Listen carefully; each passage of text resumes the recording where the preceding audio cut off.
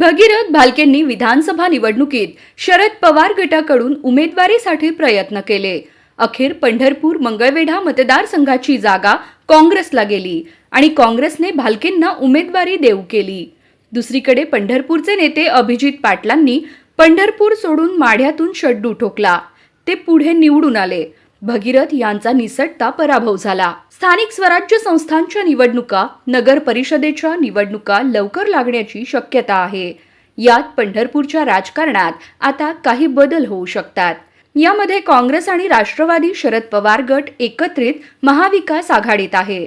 यामुळे पंढरपूरचे भगीरथ भालके आणि अभिजित पाटील एकत्र आल्यास नवल वाटायला नको. जर भालके आणि पाटील एकत्र आल्यास पंढरपूरचे राजकारण बदलू शकते. भगीरथ यांनी लाखहून अधिक मतं घेतली. यावरून त्यांची लोकप्रियता कायम असल्याचं दिसून येतं. त्यांचा निसटता पराभव झाला. याचं प्रमुख कारण राष्ट्रवादी काँग्रेस शरद पवार गटानं त्यांच्या विरोधात उमेदवार दिला होता.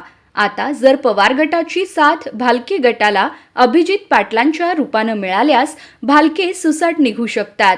याचा फायदा हा काँग्रेस आणि राष्ट्रवादी शरद पवार गटाला होणार आहे. यामुळे भालके आणि पाटील हे एकत्र येणं गरजेचं आहे. जर भालके आणि पाटील एकत्र आल्यास काय होऊ शकतं, याबाबत तुम्हाला काय वाटतं, आम्हाला कमेंटच्या माध्यमातून नक्की कळवा.